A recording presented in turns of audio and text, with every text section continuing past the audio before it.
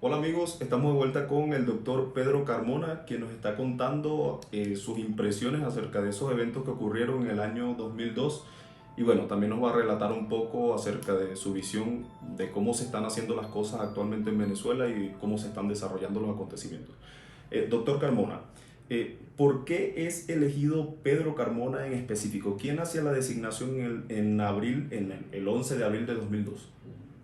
Mira, el hecho muy concreto es que hubo un anuncio de parte del más alto vocero militar de la renuncia de Chávez, la cual aceptó, como lo dijo el general Lucas Rincón, que era el máximo vocero militar, ¿no? Y a partir de allí, el gobierno, es decir, los colaboradores, todos se ausentaron y el alto mando militar dijo, ante los acontecimientos, el alto mando militar pone a su cargo, a la disposición de las nuevas autoridades sus cargos para la renovación correspondiente. Y a partir de allí se genera un vacío de poder que efectivamente allí sí fui llamado por los únicos interlocutores que había en ese momento que habían protestado, desacatado las órdenes de Chávez de atacar, digamos, hasta con armas de guerra esa manifestación pacífica que hubo. Y fui llamado por ese estamento militar. ¿Y quién en específico lo llamó? No, había un grupo muy significativo de militares, almirantes y de generales que se habían reunido. ¿Quién tuvo la voz en ese No, momento de tomar el teléfono y llamar a Pedro Carmona en no, específico? eso no tiene nombre. Es un colectivo allí que tomaron pues la decisión de llamarme. Y de llamarme pues porque yo había tenido esa figuración o exposición pública, ¿no?, en la sociedad civil, y porque no quisieron conformar gobierno de transición militar. Ya, entonces pareciera que son los militares quienes ponen y quitan gobiernos en Venezuela, es decir, nosotros pareciera que tenemos una historia militarista de la época de Simón No, Bolívar no, hasta ahora. no es que pareciera, Es, es que ha sido así, ¿no? Es decir, probablemente de los países de América Latina donde ha habido más influencia militar ha sido en Venezuela. Pero no es el caso, irnos a la historia, sino que en ese momento quienes desconocieron las órdenes dadas por Chávez fue un grupo de altos, digamos, oficiales en posiciones de comando dentro de las Fuerzas Armadas. Y los únicos que tuvieron interlocución con Chávez fueron ellos. Sin embargo, no quisieron conformar un gobierno de transición puramente militar, sino más bien encabezado por un civil. Y mi posición fue frente a un momento histórico, ¿no? Las dos condiciones que puse fueron, uno, que el país entendiera que yo no había buscado esa posición de encabezar un gobierno de transición democrática, sino que fui llamado. Y en segundo lugar, en lo que había perfecta, digamos, coincidencia, conformar un gobierno de transición democrática para llamar a elecciones limpias, es decir, ir a la consulta al pueblo, depositario del poder constituyente originario, para la relegitimación de los poderes por la vía electoral, ¿no? ¿Tenía usted o participó usted en la redacción del decreto Carmona? Por allí se oye a un militar, no recuerdo su nombre exactamente en este momento, en una rueda de prensa, cuando se dirige hacia la audiencia y hacia los medios de comunicación, más bien fue el día del acto de su juramentación, donde él decía que usted estaba participando junto con otros juristas en la redacción del decreto para su juramentación y que por favor dieran unos 40 minutos más o 45 minutos más, no recuerdo Sí, exactamente, era para el acto del 12 de abril, ahí en Miraflores. para el decreto como tal, lo que Claro, le llaman ahora el decreto Carmona. es que allí precisamente se hizo lectura del decreto. Pero antes de eso, antes de salir al acto y donde se anunciaron algunos primeros nombres de quienes podían integrar el gobierno, yo tuve una reunión con un grupo de representantes también del estamento militar, de juristas, etcétera, y hasta representantes de la Iglesia Católica para señalar cuál podía ser las vertientes u opciones del camino, ¿no? ¿Tenía idea el doctor Carmona de lo que estaba leyendo en ese momento? Todos nos preguntamos eso. hasta ahora. Ha sido controversial las opiniones que tiene mucha gente eh, respecto a los acontecimientos de ese día. O sea, leyó el doctor Carmona un decreto que le acababan de pasar, donde él no tuvo participación y que él no había leído previamente. Claro que estaba enterado de lo que se iba a leer, por supuesto, ¿no? En la redacción participó un equipo de personas dentro de ciertos lineamientos, pero el lineamiento era llamar a elecciones en un plazo no superior a 90 días para el Parlamento, que luego se rectificó eso, de que el Parlamento fuera objeto de una nueva elección, y en 180 días la presidencial, llenando el vacío de poder, ¿no? Es decir, después de eso yo no podía ni siquiera aspirar a un cargo de elección popular, como lo decía el mismo decreto, de que yo me retiraba una vez concluido el proceso de elecciones limpias bajo supervisión internacional. Entonces es importante que se sepa que uno de mis actos fue llamar a la OEA, al secretario general de la OEA, el expresidente César Gaviria, a pedir el envío de una misión de la OEA que llegara ese mismo lunes a Venezuela para ser el garante de la transición y de la restitución plena del orden constitucional en el país. Y a ese respecto, mucha gente piensa que el decreto Carmona, ¿qué contenía en realidad el decreto Carmona? ¿Cuáles eran las intenciones de él? Pues no era otro que llamar elecciones. Solo llamar elecciones. Claro. Y, por ejemplo, se planteó en ese caso... Elecciones limpias y con garantías, ¿no? Hubo cierta... La controversia mayor se genera cuando se disuelven muchos de los poderes de la República. Disolver los poderes de la República como tal no es disolver la forma republicana del... No, el juramento que yo presté fue restablecer la plena vigencia del orden constitucional de la Constitución del 99, que había sido vulnerada, ¿no? Ahora, ¿cómo? El poder constituyente originario, lo dice la Constitución del 99, recae solamente en el pueblo. ¿Quién iba a ser llamado para definir el futuro del país? El pueblo. ¿Y por qué invocar la vigencia de una constitución que todos sabemos y que en el momento se sabía, acababa de ser concebida, horneada en Cuba, claro, en La Habana? ¿Por qué invocar la vigencia de una constitución, de un texto constitucional que atenta contra las libertades de un país? Pues mira, lo paradójico es que los desconocimientos a la Constitución que se dieron el propio régimen chavista, como está hoy documentado, hay más de 200 violaciones abiertas a la Constitución que el chavismo se dio. Sin embargo, ahí había un orden, ¿no? Que, mal que bien, aun cuando haya sido convocada en una forma ilegítima, había sido aprobado y estaba vigente. Había quienes en ese momento eran partidarios de restablecer la vigencia de la Constitución del 61, ¿no? Pero hay un hecho contradictorio, y disculpe que le interrumpa, Sí. un hecho contradictorio en esto, porque resulta que cuando usted se dirige a la nación, habla en su condición, y abro comillas, de presidente de la República de Venezuela, pero según el texto constitucional que luego ustedes invocan en ese discurso, se hace referencia a la Constitución, a la República Bolivariana de Venezuela. ¿Por qué el cambio de nombre allí a la República? Bueno, porque en realidad mucho de lo que ocurrió fue utilizar el nombre de Bolívar, ¿no? Como yo diría casi que usurpar el legado del Libertador con una finalidad puramente ideológica y política, ¿no? Restituir el nombre, antes se llamó Estados Unidos de Venezuela. Entonces, ¿no hubiera sido mejor restituir la vigencia de la Constitución anterior? No, ya era ir por un camino muy tortuoso. Primero, respetar el orden constitucional o restablecer el orden constitucional yendo a elecciones, pero luego sí probablemente promover algunas modificaciones a la Constitución del 99. Una de ellas podría ser, por ejemplo, la posibilidad de la doble vuelta electoral, como existe aquí en Colombia y en otros países, en Chile también. Y, por otro lado, ahí sí consagrar, ¿no?, la restitución del nombre de la República de Venezuela, que es el nombre que efectivamente, desde un punto de vista no ideológico, porque lo bolivariano, por desgracia, se vincula en una forma, yo diría, totalmente indebida al nombre de un proyecto político, como ellos lo denominaron, el chavismo lo denominó el movimiento bolivariano.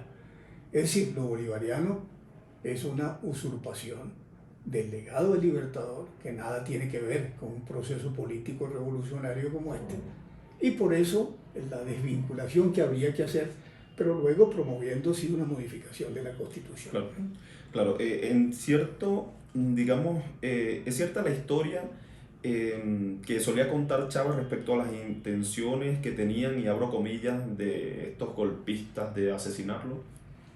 Eso no, pues, no pasa de ser una fantasía y una falacia, ¿no? ¿Por qué? Primero porque de mi boca, no habría salido jamás una orden de un asesinato a nadie, ¿no? Es decir, yo soy un hombre de principios y de valores, inclusive de valores cristianos, es decir, espirituales, pues, ¿no? Que jamás habría dado una orden de asesinar al presidente.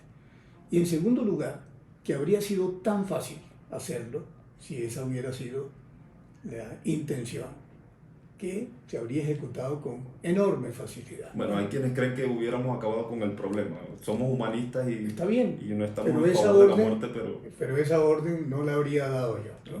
Y por otra parte, porque el estamento militar que se comprometió a resguardar la integridad del presidente, a custodiar al presidente, pues cumplió también su palabra, ¿no? Sí, así parece ser. ¿Usted tuvo en algún momento contacto con Hugo Chávez luego de que fue depuesto como presidente? Ninguno, ¿no? Ninguno, ¿no? Ya estuvo bajo custodia de las Fuerzas Armadas, ¿no? ¿Quién le informó a usted que el gobierno interino, su gobierno interino, había terminado? No, pues ¿Cómo ocurren los acontecimientos? ¿Cómo terminó el gobierno interino? Eso no es que se informa, sino que ocurren acontecimientos. Yo equiparo los acontecimientos del 11 y 12 y 13 de abril a un tsunami político, ¿no? Hubo inconsistencias, ¿no? Y todavía Chávez tenía partidarios, ¿no? Pero más allá de que algunos digan el decreto, ¿no?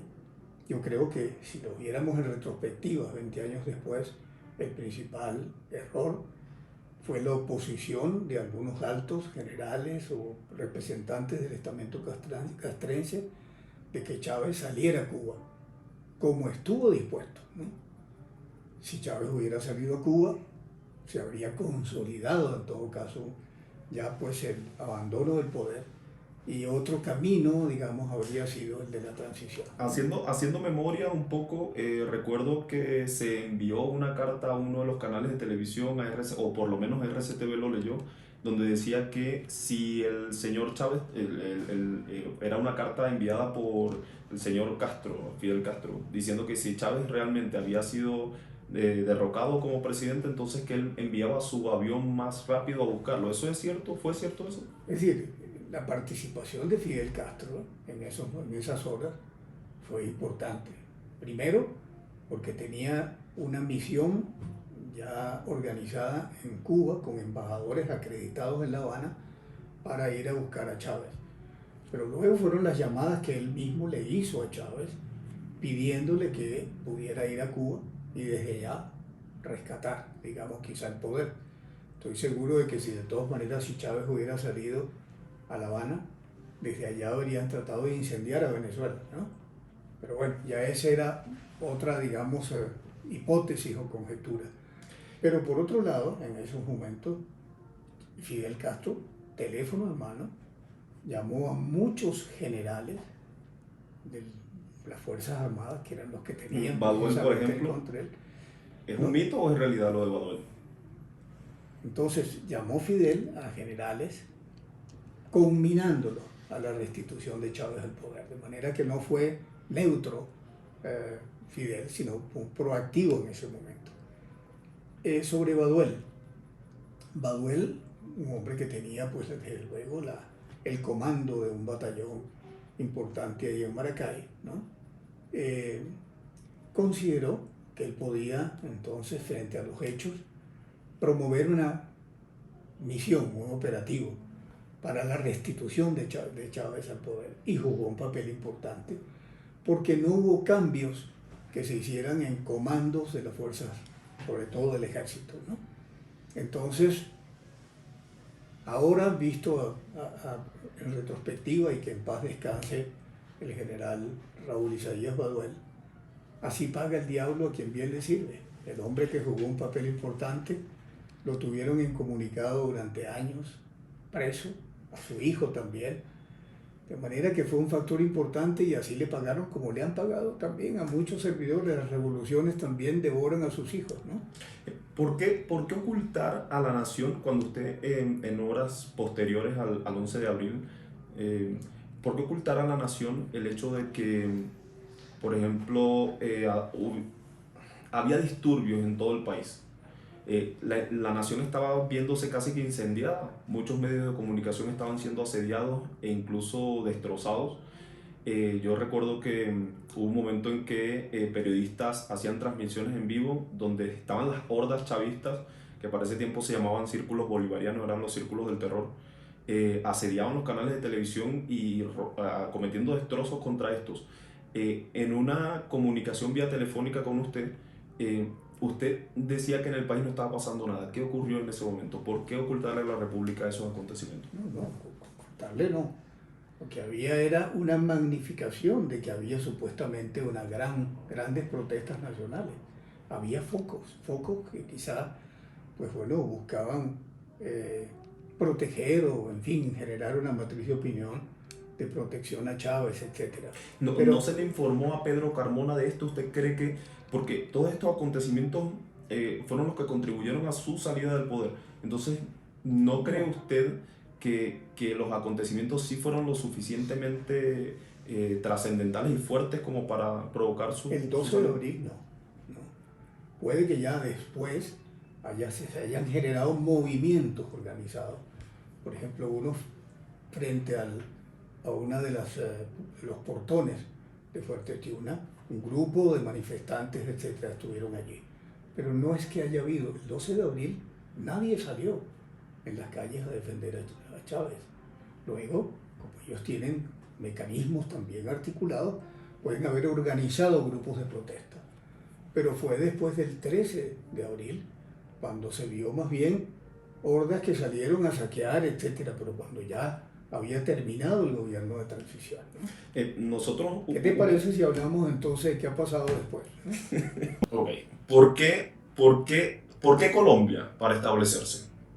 Sí, en un hecho personal, pues cuando no hubo garantías al debido proceso de la legítima defensa, la juez de primera instancia dijo: a este señor no se le puede acusar por el delito de rebelión, como pretendía el gobierno. Pero ellos apelaron, la fiscalía, apelaron porque querían sentar el precedente de acusarme del delito de rebelión. ¿Y usted salió de Venezuela inmediatamente o permaneció en Venezuela un tiempo después de eso? Mes y medio después, ¿no? Mes y medio después. Porque el Tribunal de Apelaciones, conformado políticamente, ese sí trató de sentenciarme sin juicio. Y la alternativa fue Colombia, y Colombia porque era respetuosa de la institución del asilo, porque conocía al país y porque definitivamente la cercanía, así como estás tú ahora aquí, ¿no? Era también un hecho pues que me motivaba pues, a elegir, a pesar de que había otras opciones, ¿no? ¿No tuvo miedo Pedro Carmona al estar tan cerca de Venezuela, que todos sabemos lo fuerte que fue el régimen de Hugo Chávez y también sabemos lo criminal que ha sido el régimen de Nicolás Maduro? ¿Nunca tuvo miedo Pedro Carmona de que mandaran sicarios para acá, como hemos visto en el caso de la fiscal Luisa Ortega, la ex fiscal Luisa Ortega? Podría ocurrir. Y de hecho, cuando llegué a Colombia, la situación de orden público era compleja, ¿no? Y yo podía ser un objetivo militar de la FARC, por ejemplo, que eran aliados del régimen ya. ¿Y por qué quedarse acá? No, pues lo decidí deliberadamente, ¿no? ¿Para poder contribuir quizás más a la causa opositora en Venezuela? No, digamos por el hecho de que sentía que era el lugar para mi asilo, y no me he equivocado en los 20 años, haberme quedado en Colombia a pesar de que tuve opción de otros países. Porque esto nos genera un poco de ruido, es decir, por los problemas de seguridad más para usted que para otra persona. Pero sí he tenido, ya no ahora que tengo más libertad de hacerlo, pero durante muchos años, prudencia para no causarle problemas al gobierno de Colombia, al país que me estaba ofreciendo protección y asilo, ¿no? Claro. Ahora, con respecto al gobierno interino. El gobierno interino al parecer ha sido un total fracaso. Eso es lo que pensamos los venezolanos, es lo que no es lo que... al parecer ellos se escudan en que Twitter no es Venezuela. Y en efecto, Twitter no es Venezuela, pero la gente que se expresa a través de las redes sociales tiene una gran visión de lo que ocurre en el país y suele recoger las impresiones de su entorno y llevarlas y materializarlas en lo que es un tweet. Yo le pregunto, ¿cree usted que el gobierno interino ha hecho las cosas de buena manera? Bueno, antes de hablar del gobierno interino, sí una palabra sobre algo que he insistido que es conveniente que lo mencione. La destrucción ocurrida en Venezuela en estos 20 años es absoluta, ¿no? Este ha sido un régimen no solo represor de la oposición, sino depredador en todo orden, digamos, institucional, moral, económico y también en la infraestructura física. Ha sido un fracaso. Las expropiaciones que acabaron con fuentes de trabajo importantes, masivas, inclusive de las empresas básicas del Estado, están todas quebradas, pero está quebrada la industria petrolera, que eran las joyas de la corona. Pero a donde voy es, frente a ese estado de cosas, la alternabilidad democrática del país ha sido también conculcada, eliminada, borrada por la secuencia de procesos electorales fraudulentos. Ahora, frente a eso, ¿no? Cuando se dice el 11 de abril fue una oportunidad perdida, claro que la fue, pero ha habido 20 oportunidades perdidas por distintas circunstancias. Y voy al punto, mientras en Venezuela no haya, ¿no?, una unidad de propósito, ¿no?, un entendimiento en lo fundamental, que es tratar de salir de un régimen despótico, tiránico, no cambiarán las cosas. Juan Guaidó, estoy seguro de que ha actuado, le tocó actuar, dado que era la persona que dentro de Voluntad Popular tenía pues la sucesión, digamos, mientras los otros estaban presos. Estoy seguro que Juan Guaidó ha actuado de buena fe, pero en un entorno de desarticulación de la oposición, ¿no? Entonces no todo es atribuible a Juan Guaidó, es mucho atribuible a la falta de unidad de propósito, ¿no? Y por eso no se han logrado los objetivos que eran muy claros. Pero yo creo, doctor, y así lo cree mucha gente, que ya lo de ahora no es una falta de unión en lo que es la oposición venezolana. Muchos creemos que la oposición venezolana estuvo infiltrada desde un primer momento por el régimen tiránico de Hugo Chávez. ¿Qué piensa usted? No, seguro. La extrema izquierda es muy hábil en dividir para reinar. Eso lo hemos visto a lo largo de la historia 100 veces, ¿no? Pero no vemos solo división, vemos complicidad. Bueno, porque también es otra forma de dividir. Comprar conciencias, buscar negocios, por ejemplo, dentro de las propias Fuerzas Armadas. Las Fuerzas Armadas hoy es indigna de Venezuela, ¿no? Es realmente una compra de conciencias, otorgamiento de poder a cambio de respaldo. Es una consigna muy fidelista, aquella de que déles poder, corrómpalos y tendrán que apoyarlos. Claro. Pero la transformación de las Fuerzas Armadas en un partido político armado, en violación abierta de la Constitución del 99, que también reconoce el papel apolítico, independiente y garante de la soberanía de las Fuerzas Armadas, fue borrada, ¿no?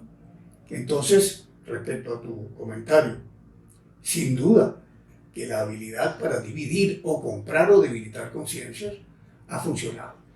Pero sigo pensando, mientras no haya unidad de propósito en un objetivo, que es un cambio del régimen, darle la salida democrática al país, el restablecimiento de la libertad y del Estado de Derecho, será muy difícil que logremos entonces el cambio que anhela Venezuela. A propósito de los militares que usted nombró hace un momento, hubo quienes aseguran haber atestiguado que militares que se colocaron en cargos de poder en aquel momento, el 11 de abril, sustrajeron armas y dinero de empresas del Estado.